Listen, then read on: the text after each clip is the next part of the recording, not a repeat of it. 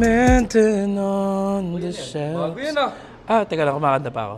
I saw you. Ano ba? Pinapasikatan mo ako eh.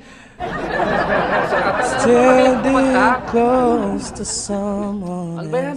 Ano nga to? Bago to ah. Hindi to bago. Oh, narinig mo tumanog? Ito pa rin yung Griffin 180cc. Or, mas kilalang, Aerox Tagalog. So, ito pa rin yung Aerox Tagalog na content natin. Yes. Marami nagalit, di ba?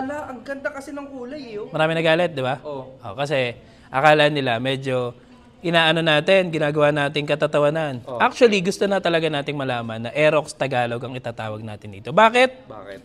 Gusto nating makita na ang Mitsukoshi or Euro Motors ay Pinoy. Yan. Pinoy yan. Pinoy pride yan. Yes, Pinoy pride.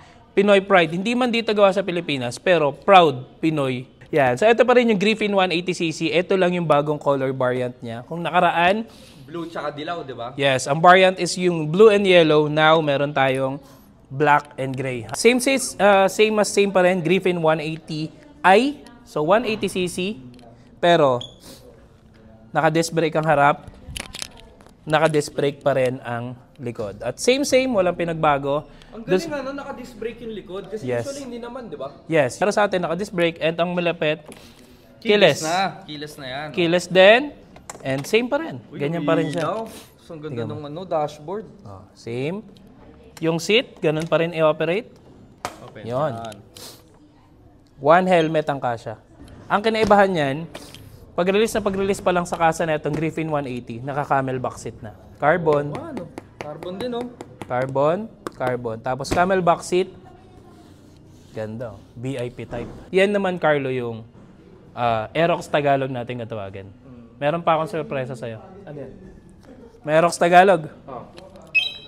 Uy, Tumunog. Meron pa akong M3 Tagalog. Uy, bago rin to ah. Tagalog. M3 Tagalog. 125. Oo nga, no? Easy 125i. FI.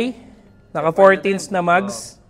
Naka tupat caliper sa harap. At ang pinakamalupit, tanong mo kung magkano? Magkano yan? Hindi ko alam.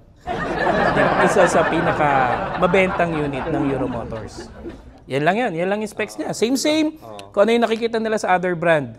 At ang pinakamalapit, hindi lang yan. Meron pa? May Aerox Tagalog. Ano pa? May M3 Tagalog. M3. Aerox M3, ano pa?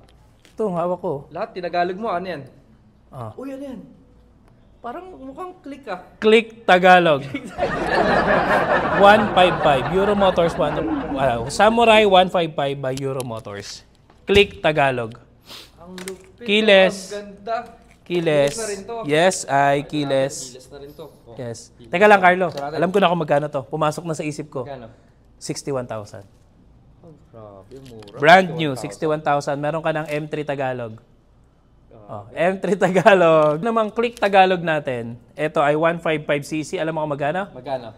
88,000 pesos. Grabe, mura. At Mura naman nun. etong dalawa, available na to sa lahat ng Euro or Mitsukoshi stores, branch. Alam ko na, naka-promo lang yan kaya ganyan ka. Hindi. Yan talagang SRP niya. Isang 88 at isang 61,000. Ito, naka-out na sa market. Ito, marirelease pa lang. Ito, kasi hindi pa nakikita. First time to makita. Ikaw pa lang naglabas. Ito, marirelease pa lang. At maganda sila. Alam mo kung bakit? Bakit? Dahil etong tatlong to, isasalang ko sa moto show. Uy, aabangan namin yan. Isasalang ko yan tatlo sa moto show. So, sinasabi mo, ito set up mo itong mga yes! Ano Dahil, gagamitin mo? ito. Itong motor. Ito, isa-set up ko ng papatulan ko na yung mga tiga CCPH. Circuit Concept.